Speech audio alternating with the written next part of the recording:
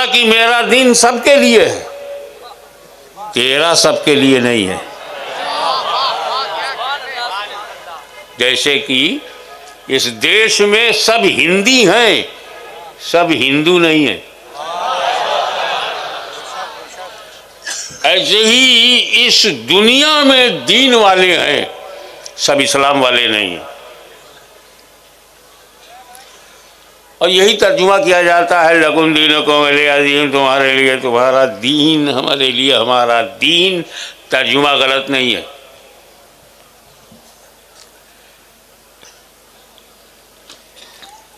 लेकिन एक कमी है कि दीन का तर्जुमा नहीं है। लकुम का तर्जुमा तो है लकुम दीनुकुम, तुम्हारे लिए तुम्हारा दीन, तो दीनुकुम में दीन का तर्जुमा तो हुआ ही नहीं।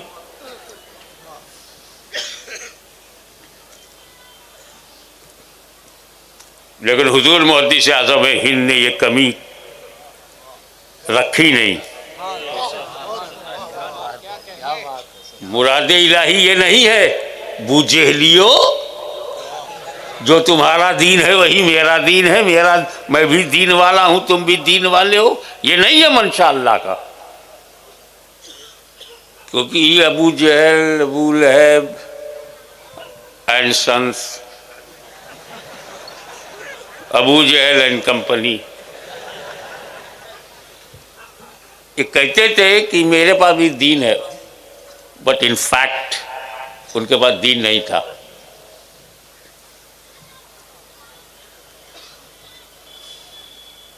उनके पास दीन कैसे रहेगा जो झाड़ में खुदा देखें, पत्थरों में खुदा देखें, जानवरों में अम्मा देखें,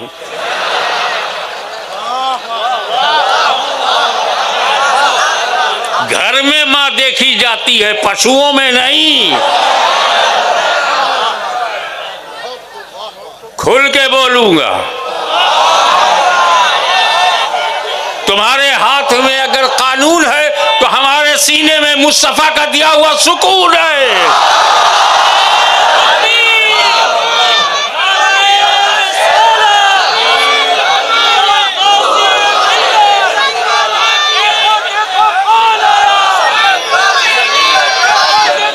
दीना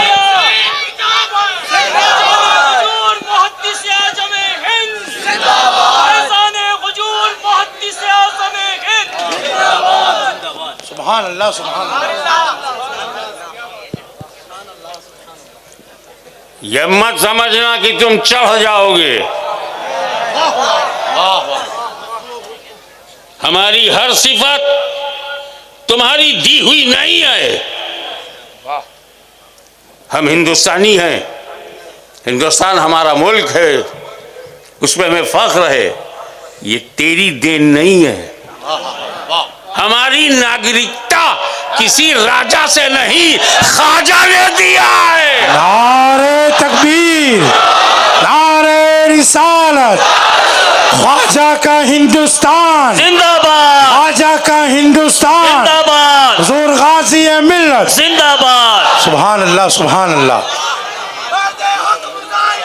हमको कोई निकाल नहीं सकता।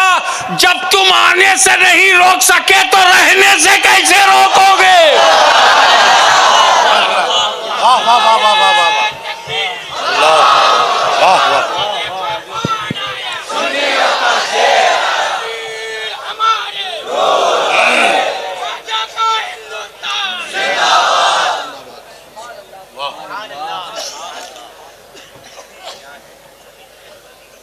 मैं अक्सर बोलता हूँ,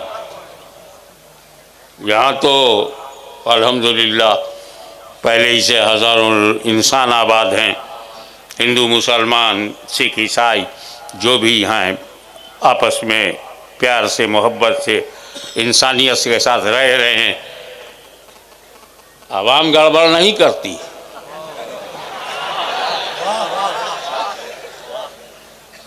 कश्मीर से कन्याकुमारी तक भारत की आवाम इस्लाम को जानती है, औलिया अल्लाह को जानती है। हम लोग बहुत प्यार मोहब्बत से रह रहे हैं, ब्रदरहुड है, हमारा सोशल कांटेक्ट है। यहां कोई गड़बड़ नहीं।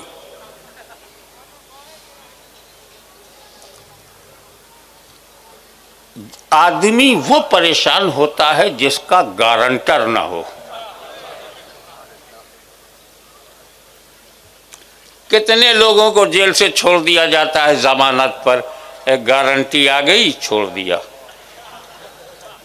कार की गारंटी, प्रॉपर्टी की गारंटी पे तो आज़ादी मिल जाती है, हमारी गारंटी तो गरीब नवाज ने लिया है। ये गुजरात कुतुब आलम की गारंटी पे है, शाह आलम की गारंटी पर है। ऐसा गारंटर क्या कर पाएगा तेरा हंटर। अब इसमें तेरा दीन, उनका तो दीन ही नहीं था, वलिया दीन। हमारे पास तो दीन है। तो मुहद्दिस आज़म हिंद मंशा इलाही और मुराद इलाही को जाहिर फरमाते हुए कहा, लकुम दीनुकुम, तेरे लिए तेरा बनाया हुआ दस्तूर, हमारे लिए इलाही दस्तूर।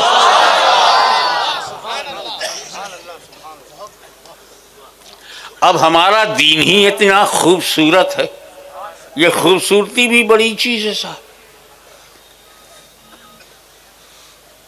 एक खातून बड़ी खूबसूरत सड़क पर जा रही है और पीछे एक मजमा भीड़। किसी बुजुर्ग ने उस औरत से पूछा कि ये सारे तेरे दुश्मन है क्या जो पीछे पीछे? वो बोली नहीं, मेरी खूबसूरती मेरी दुश्मन है।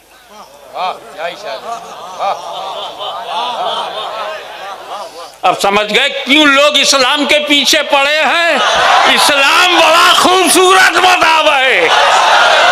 तकबीर, नारे रिसालत, हुजूर गाज़ी मिल्लत जिंदाबाद, फैज़ाने हुजूर मुहद्दिस आज़म हिंद जिंदाबाद, करामाते हुजूर मुहद्दिस आज़म हिंद, जिंदाबाद। नारे तकबीर, नारे रिसालत। इस्लाम की सबसे बड़ी खूबसूरती ये है कि इस्लाम के मानने वालों को खुदा ने बनाया। सबसे बड़ी खूबसूरती यह है कि खुदा ने हमें बनाया है। और कितनी बड़ी बदसूरती है कि इन लोगों ने खुदा बनाया।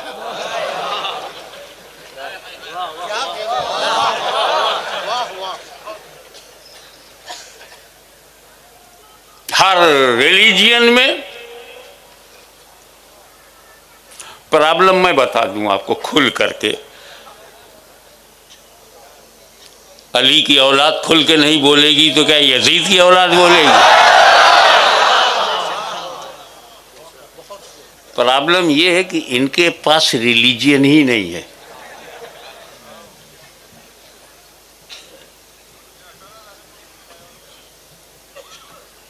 इनके पास रिलीजियन नहीं है, क्योंकि रिलीजियन वही होता है जहां प्रॉफिट होता है।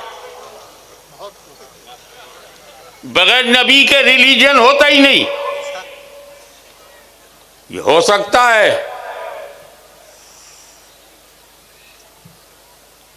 कि नबी का नाम हो, उसका पैगाम ना हो, लेकिन नबी होना, रिलीजन होने के लिए नबी का होना जरूरी। किताब का होना, आसमानी किताब, अल्लाह की किताब, खुदा की किताब भी हो, खुदा का रसूल भी हो, नबी भी हो, तब रिलीजन होता है।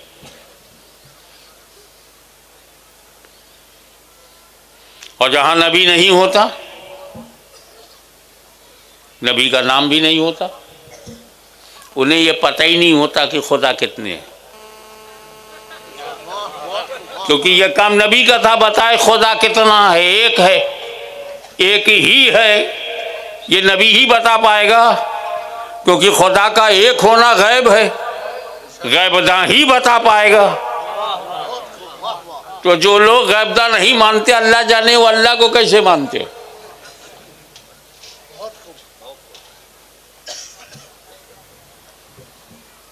तो ये लोग वो हैं जिनके पास नबी नहीं है। हमारी खूबसूरती ये है कि हमारे पास नबी है। इस खूबसूरती की वजह से उनकी नींद हराम है। कुछ और लोग हैं वहां भी नबी का नाम है। ईसाई कहते हैं ना, वहां भी नबियों का नाम है। ये और बात है कि वो अपनी ज़बान में अंबिया किराम का नाम इंग्लिश में, इंग्लिश उच्चारण, इंग्लिश प्रोनंसिएशन में एडम, मोसेस, इसहाक, जोसेफ, अब्राहम बोलते हैं, मगर वो सब नबी के नाम है। नबी का नाम है उनके पास। यहूदियों के पास नबी का नाम है, तौरेत में नबी का नाम है, इंजील में नबी का नाम है, कुरान में भी नबी का नाम है। मगर फर्क यह है हम में उनमें कि उनके पास नबी का नाम है, नबी का पैगाम नहीं है। हमारे पास नबी का नाम भी है, नबी का पैगाम भी है। सब लोग इबादत करते हैं, करते ही रहते हैं, जो मुकल्लफ हैं वो भी, जो नहीं है वो भी। जिक्र तस्बीह सारी कायनात मसरूफ़ है। अब आइए हमारे यहाँ इबादत की खूबसूरती। और हमारे यहाँ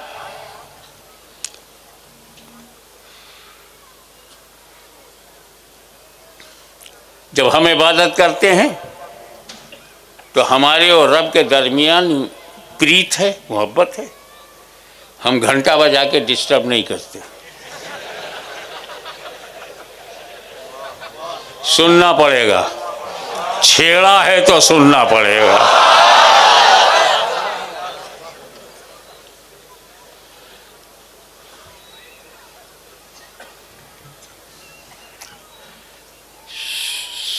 सबसे टॉप क्लास की इस्लाम में जो पूजा है, वर्शिप है, वो नमाज है।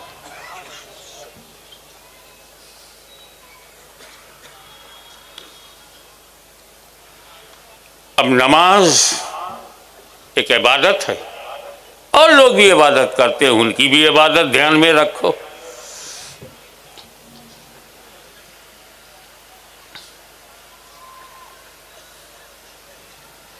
हम अपने बनाने वाले का सजदा करते हैं।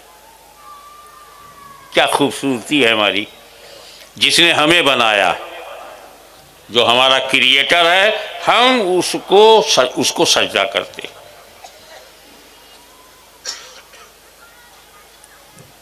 हम बने हुए को सजदा नहीं करते, बनाने वाले का सजदा करते हैं।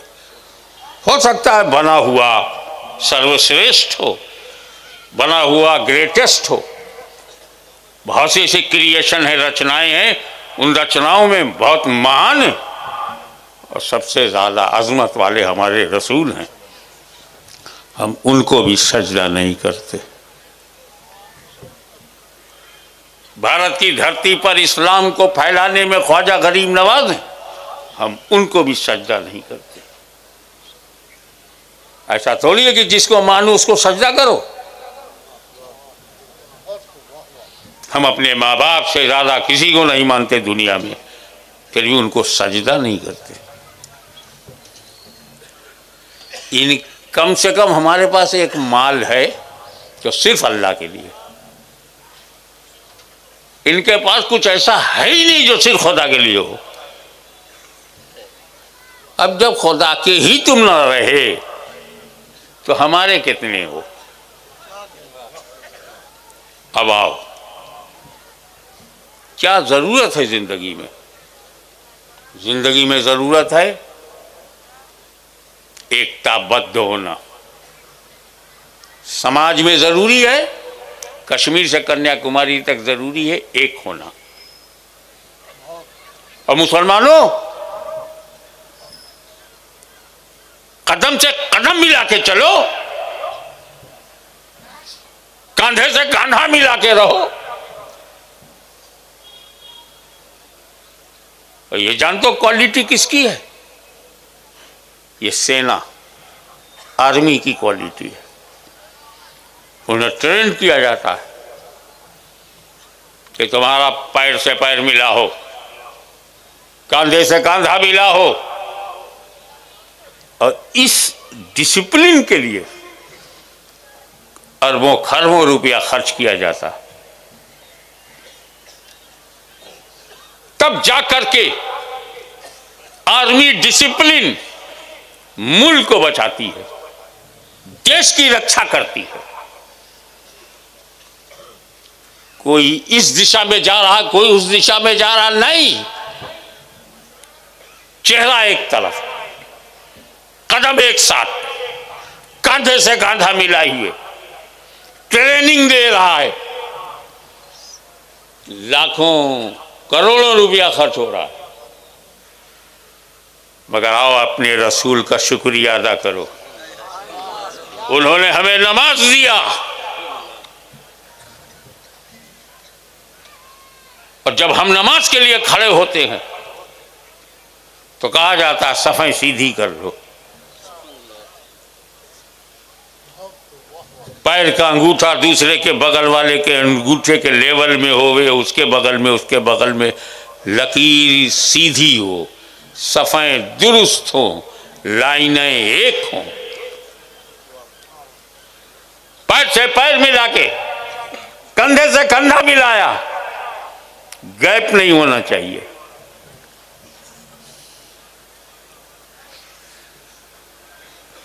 कितना करीब किया है एक मुसलमान को मुसलमान से नमाज ने।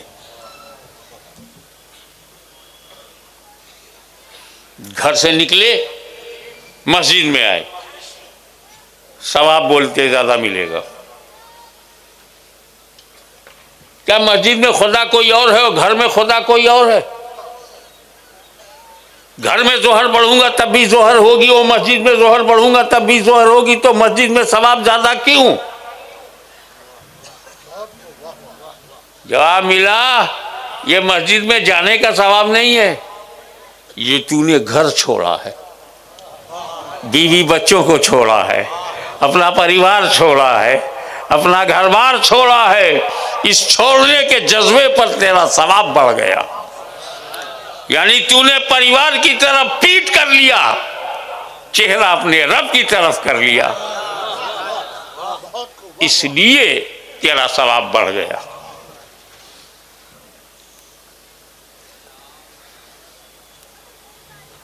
एक 1000 लोग जमात में खड़े हैं, मगर अपनी मर्जी से अब नहीं रुकू करेंगे, अपनी मर्जी से सजदा नहीं करेंगे। आगे एक इमाम है, पूछे पूरी आवाम है, 50 सफ़ें लगी हुई हैं। जब इमाम रुकू में जाएगा तो जमात रुकू में जाएगी, इमाम खड़ा होगा तो जमात खड़ी होगी, इमाम सजदे में जाएगा तो जमात सजदे में जाएगी, आगे आगे इमाम, पीछे पीछे अवाम। क्या मतलब? बंदगी में जिंदगी डालने के लिए एक इमाम के पीछे चलते हो, तो अपनी जिंदगी में भी जिंदगी पैदा करने के लिए ऐसे ही एकताबद्ध हो जाओ, दसियों आवाजें उठाकर आपस में टकराव का माहौल मत पैदा करो, एक बन जाओ, मुत्तहिद हो जाओ, और कभी भी अपने इमाम से आगे जाने की कोशिश मत करना। इमाम रुकू में है, तुम सजदे में नहीं जा सकते, तो ये अल्लाह मेरे को बहुत जज्बा है सजदा करने का, इमाम रुकू में जितना टाइम लेगा मैं सजदे में चला जाऊं, सजदे में मुझे ज़्यादा वक्त मिल जाएगा, नमाज नहीं होगी।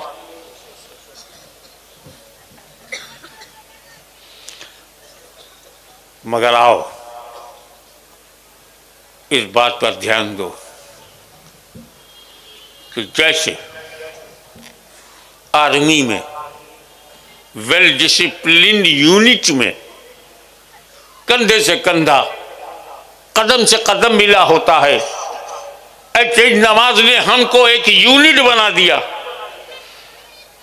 लेकिन एक फर्क हमारे और आर्मी के बीच में है, आर्मी में कदम से कदम मिला, आर्मी में कंधे से कंधा मिला, मगर नमाज और आर्मी में फर्क यह है कि जो सिपाही ट्रेनिंग कर रहा है, कंधे से कंधा मिला के चल रहा है, हर सिपाही की नीयत अलग है कि जैसे मेरी ट्रेनिंग खत्म होगी मैं नाश्ता करूंगा, किसी का है मैं बाजार जाऊंगा, किसी की नीयत है कि मैं कपड़े चेंज करूंगा, किसी की नीयत कुछ और है, किसी की नीयत कुछ और है। उनकी नीयतें एक नहीं है, मगर नमाज वो ताकत है जिसने कंधे से कंधा भी मिला दिया और नीयतें भी सबकी एक बना दी। जोहर की नीयत है तो सबकी जोहर की नीयत है।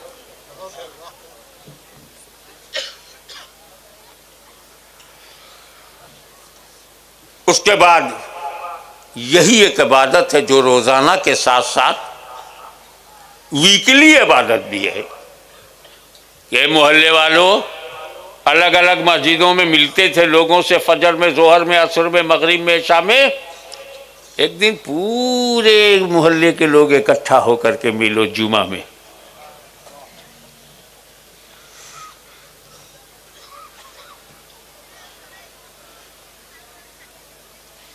और पूरे शहर के लोग मिलाकर उस साल में एक बार ईदगाह में। कितना मिलना मिलाना, एक दूसरे का दुख दर्द जानना, एक दूसरे का दुखावा समझना, एक दूसरे की मदद करने का हौसला होना। पर नमाज ने सारा फर्क मिटा दिया, जात पात का फर्क मिट गया, ऊंच नीच का भेदभाव मिट गया। सैयद शेख मुगल पठान समाज में है मगर जमात में सब मिट गया। एक ही सफ में खड़े हो गए महमूद और अयाज, न कोई बंदा रहा न कोई बंदा नवाज। आलिम के बगल में जाहिल है, जाहिल के बगल में मूची है, मूची के बगल में दूध वाला है, दूध वाले के बगल में मुफ्ती साहब। नहीं बोल सकते हमारे मुफ्ती साहब की मेरे बगल में ये शेड्यूल कास्ट कैसे आ गया। बोले इस्लाम में कोई कास्ट नहीं है, इस्लाम में कॉस्ट है, कीमत है, कास्ट नहीं है।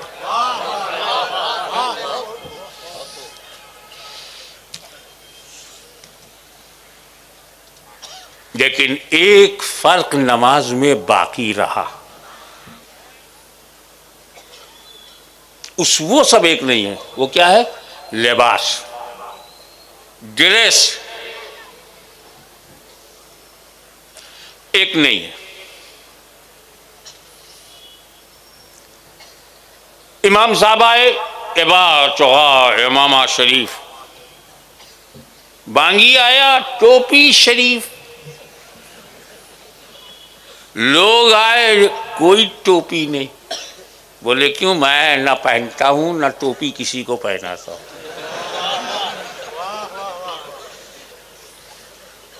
कोई रुमाल बांधे हुए, कोई शर्ट पहने, कोई कुर्ता पहने, कोई जींस पहने।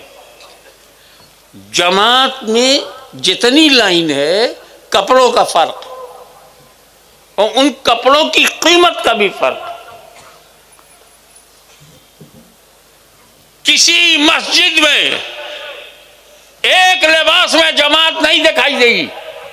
मैंने नमाज से पूछा कि तूने दिल से दिल मिला दिया, ये नमाज तूने कदम से कदम मिला दिया, कांधे से कांधा मिला दिया, नीयत से नीयत मिला दी, जमात बना दिया, डिसिप्लिन बना दिया।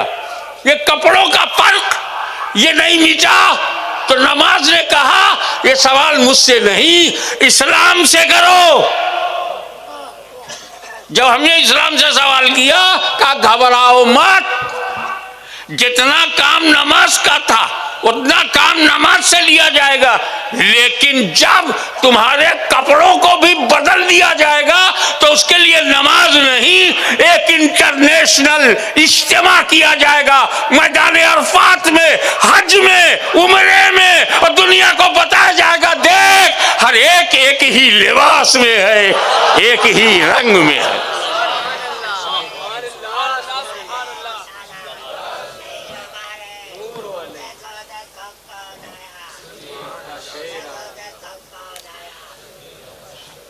अब इस साल अल्हम्दुलिल्लाह मैं अपने दो बेटों, उनकी दो बहू, मेरी बेटी और दामाद और मैं, ये 7 आदमी आप देखेंगे जिद्दा में मिले, ये लिबास नहीं होगा, न सर पे ताज होगा, न येबा होगा। कितने लोग आ रहे, अमेरिका से रईस आ रहा है, डॉलर का रंग लेके आ रहा है, कोई पाउंड की धमक लिए आ रहा है, कोई फ्रांस से आ रहा है, कोई बांग्लादेश से आ रहा है, कोई पाकिस्तान से आ रहा है, और काबा सबको आने दे रहा है। काबा तंग नजर नहीं है कि फला देश से नहीं आने दूंगा।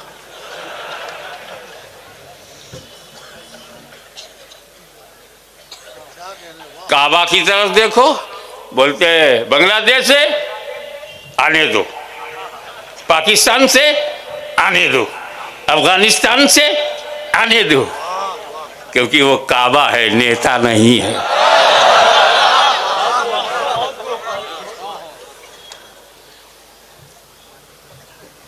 एक लुंगी, एक चादर पहने हुए और एक चादर ओढ़े हुए, उसी में अमीर आ रहा है, उसी में सफीर आ रहा है, उसी में वजीर आ रहा है, उसी में फकीर आ रहा है। एक रंग में रंग दिया हज ने।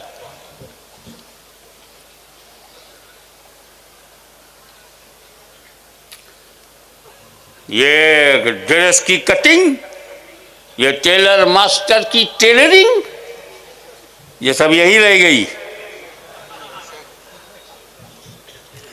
काबे के सामने। एहराम की हालत में कहां से शुरू करूं? पहले तो काबे का दीदार करो। बाबू सलाम से अंदर गए, काबे पर नजर पड़ी, अरे इस पर गिलाफ किसने चढ़ाया? हिंदुस्तान में तो हमें ताना दिया जाता है कि वलीउल्लाह पे गिलाफ क्यों चढ़ाया, और यहां काबतुल्लाह पे किसने चढ़ा दिया?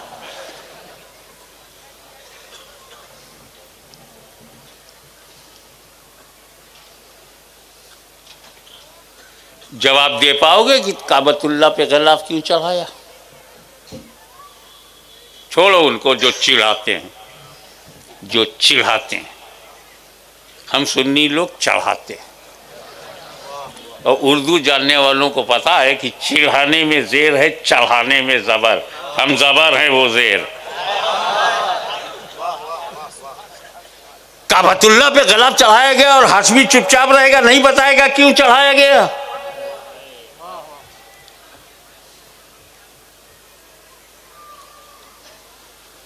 कैसे समझाऊं आपको क्यों चढ़ाया गया?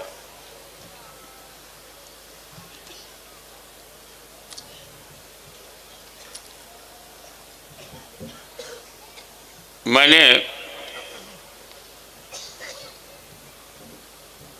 मुफ्ती साहब से कहा, मुफ्ती साहब बुखारी शरीफ लेते आइए। मुफ्ती साहब आधे घंटे में बुखारी ले गया है। मैंने कहा यार बगल वाले कमरे में थी, इतना टाइम? बोले क्या करूं? अलमारी खोला, एक मोटी सी किताब निकाली, सही मुस्लिम में अंदर किया, फिर एक मोटी सी किताब निकाली, पलट के देखा तो इब्ने माजा, अंदर किया। एक मोटी सी किताब निकाली, पलट कर देखा अबू दाऊद है तो अंदर किया। एक मोटी सी किताब निकाली, पलट कर देखा मिशकात है तो अंदर किया। साहब 25 मिनट तो यही में चले गए। एक मोटी सी किताब निकाली, देखा सही बुखारी है तो लेके आ रहा हूं। किताबों की भीड़ में ढूंढना पड़ा। मैंने यूसुफ भाई के साहबजादे खालिद से कहा, बेटा तू पढ़ा लिखा है, समझदार है, अल खालिद टूर एंड ट्रेवल्स को बहुत जिम्मेदारी से चलाते हो, बड़ी अच्छी मेज़बानी करते हो, please discovery of India written by Jawaharlal Nehru तो ले गया। वो 40 मिनट में आया। मैं कहा खालिद भूल गया अपना वालिद, 40 मिनट। बोले हजरत क्या बोलूं, आपकी लाइब्रेरी में गया, एक मोटी सी किताब, अलमारी खोला, मोटी सी किताब निकाली, पलट कर देखा, दास कैपिटल है तो अंदर किया। एक मोटी सी किताब निकाली, पलट कर देखा, वो शेक्सपियर के ड्रामास का कलेक्शन है, अंदर किया। एक मोटी सी किताब निकाली, पलट कर देखा, इंडियन कॉन्स्टिट्यूशन विद कमेंट्री है तो अंदर किया। यही करता रहा। 35 मिनट के बाद एक किताब निकाली, पलट कर देखा, डिस्कवरी ऑफ इंडिया है। तो 40 मिनट लगेंगे कि नहीं लगेंगे सरकार ढूंढने में? मैं तो कंटाल गया पढ़े लिखे लोगों से। मेरे यहाँ एक नौकर था जुम्मन खान। हमारे यहाँ यूपी में कुछ इलाके ऐसे हैं, नाम रखने में कोई प्रॉब्लम नहीं होता। पीर को पैदा हुआ तो पिरुआ है, मंगल को पैदा हुआ मगरू है, जुमा को पैदा हुआ जुम्मन है। कैलेंडर देख के नाम रख देते।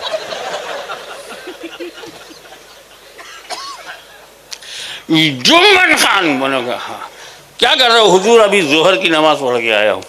अच्छा वजू से हो? या कुरान जरा उठा के ले आओ। वो जाहिल अनपढ़, अंगूठा टेक, करिया अक्षर भैंस बराबर, इलिटरेट, गया 5 मिनट में लेके आ गया। मैं मुफ्ती साहब बुखारी लाने में 30 मिनट, खालिद को डिस्कवरी ऑफ इंडिया लाने में 40 मिनट। जाहिल गंवार 5 मिनट में कुरान लेके कैसे आ गया? तो हमने कहा कैसे इतनी जल्दी? बोला हुजूर हमका कुछ देखना तो था नहीं, अलमारी खोला, जिस पर गिलाफ देखा लेके चले आए।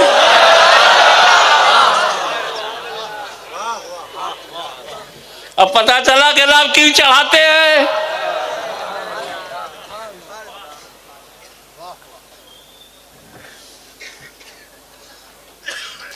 एक कुरान तुझे दुनिया की किताबों के साथ रहना, दुनिया की दूसरी किताबों के साथ रहना है, कहीं दूसरी किताबों के बराबर ना समझा जाए, इसलिए किताबुल्लाह पर गिलाफ चढ़ाया।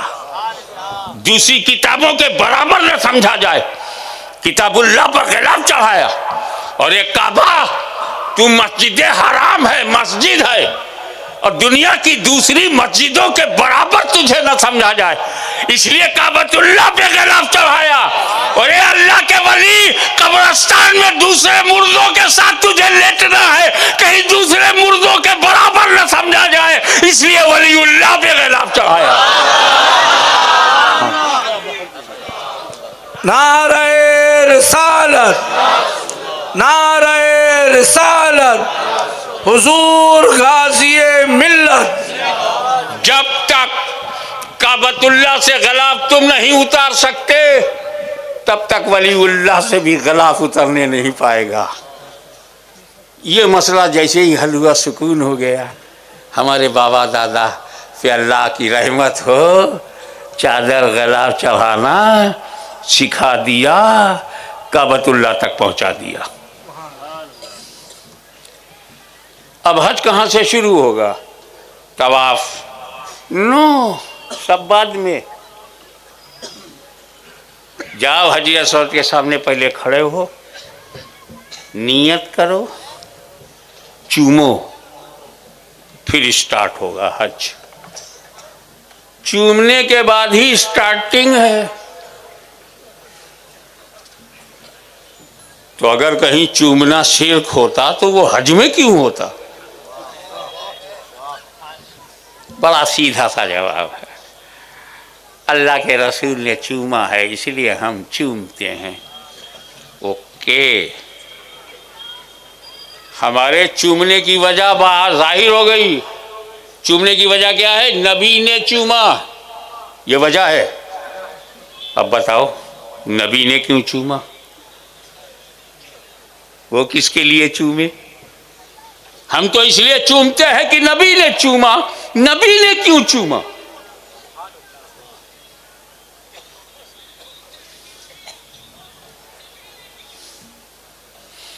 इसीलिए मेरे नबी ने चूमा कि लोग चूमने को शिर्क ना समझें।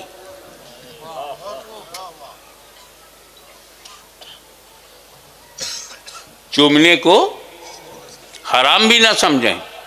ये रुक्न है हज का। और कैसे कैसे चूमने का तरीका बताया इस्लाम ने।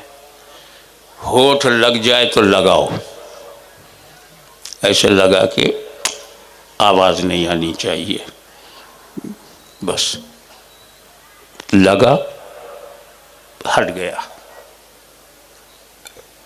और कहा अगर दूर है तब कैसे चूमे?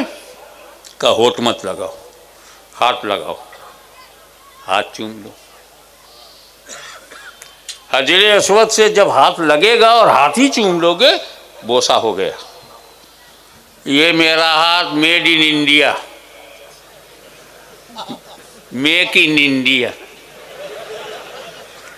इसको चूमना, हजरे अस्वद को चूमना हो गया। बोले हाँ, टच किया है, हजरे अस्वद को टच किया है, सच किया है। सरकार अगर हाथ भी ना पहुंचे तो डिस्टेंस हो। बोले हाथ में कोई डंडा उंडा ऐसा है का, वही टच करके वही डंडा चूम लो।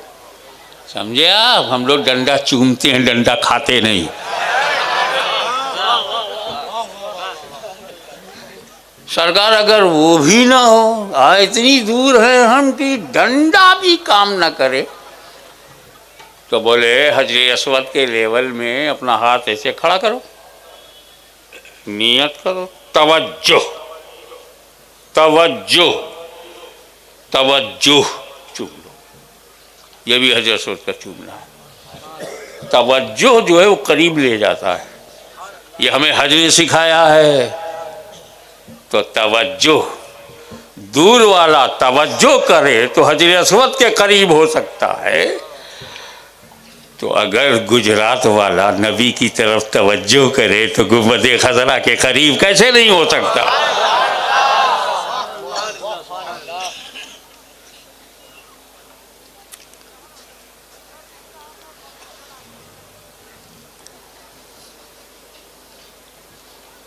वो जन्नती हजर है। हजरे अस्वद को बोलेंगे वो पत्थर जो है जन्नती है, काला है। अल हजरुल अस्वद, अल हजर माने पत्थर, अस्वद माने काला।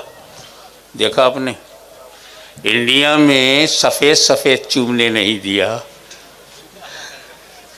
तो अल्लाह ताला ने कहा हज करने आओ, काला काला चुमवाऊंगा। क्योंकि वो काला है तो क्या हुआ, आला है। जन्नती हजर है।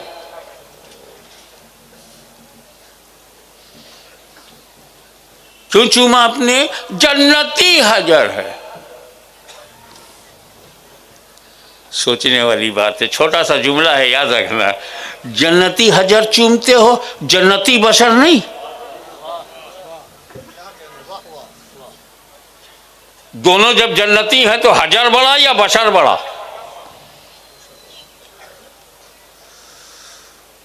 बोले पतली गली से निकल लो और जाते जाते का इस पे नबी का लब लगा है, होंठ लग गया नबी का। लिप्स ऑफ प्रॉफिट टच्ड हजरे अस्वद, लिप्स ऑफ प्रॉफिट, लब लगा।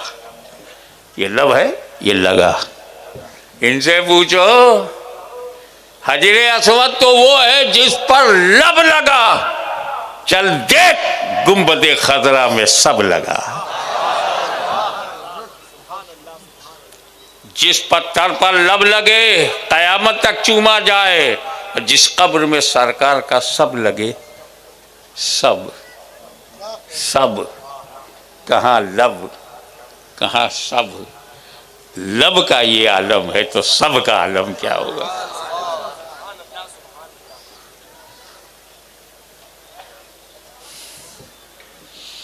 हुजूर सल्लल्लाहु अलैहि वसल्लम ने हजर अस्वद को चूमा है, हम चूमेंगे। आदमी को कहा चूमा जो हम आदमी को चूमे, नबी ने इंसान को कहा चूमा जो हम इंसान को चूमे, नबी ने बशर को कहा चूमा जो हम बशर को चूमे।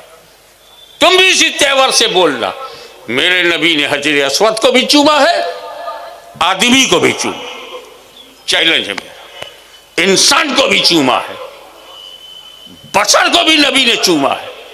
बोल, इमाम हसन को चूमा है कि नहीं? इमाम हुसैन को चूमा है कि नहीं? गुलुए हसनैन को चूमा है कि नहीं? रुखसारे हसन और हुसैन को चूमा है कि नहीं?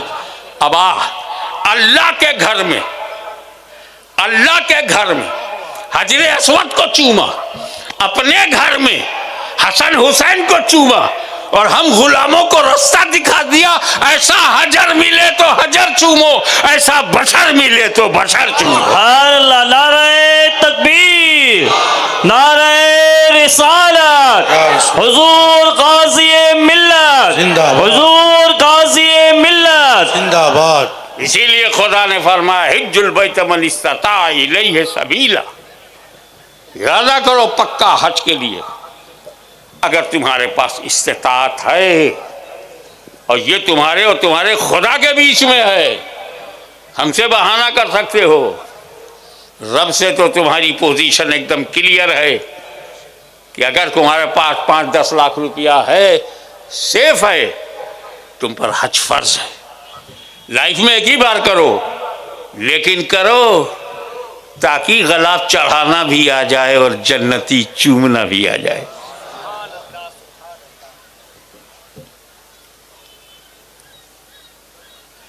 चूमने के बारे में एक बात क्लियर कर दूं, चूमना सवाब है, चूमना सवाब है, चूमना गुनाह है, चूमना गुनाह है। चूमना न गुनाह है न सवाब है। 3 किस्म का चूमना है, और तुम तीनों को जानते हो।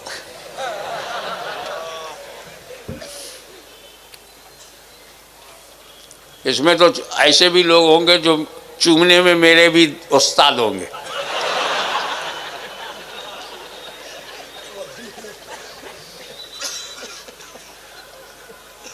तीन किस्म का चूमना।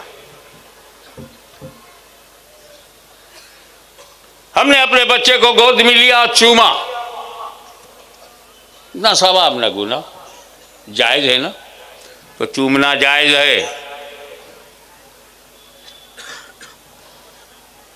बेटे के माथे को बाप ने चूमा, जायज है।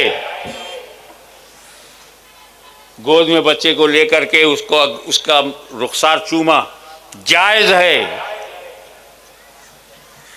जायज है।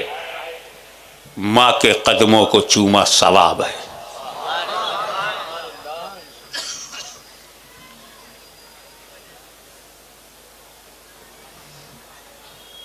देखा आपने बीवी में और अम्मा में कितना फर्क है? बीवी को चूमा तो जायज है, अम्मा के कदमों को चूमा तो सवाब है। जायज सवाब के बराबर नहीं होता, बीवियां माँ के बराबर नहीं होती।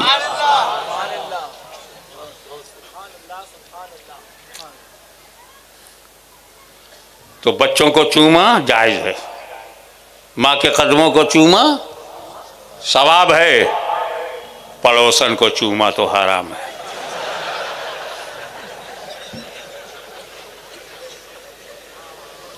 शिर्क तो होता ही नहीं।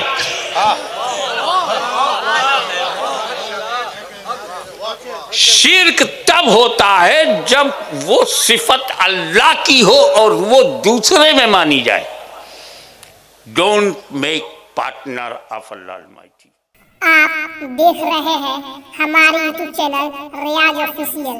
इसी तरह का वीडियो देखने के लिए और अपने दिल को ईमान के नूर से मुनव्वर करने के लिए सब्सक्राइब करें हमारे यूट्यूब चैनल रियाज ऑफिशियल को, और बेल आइकन घंटी को दबाना न भूलें। शुक्रिया।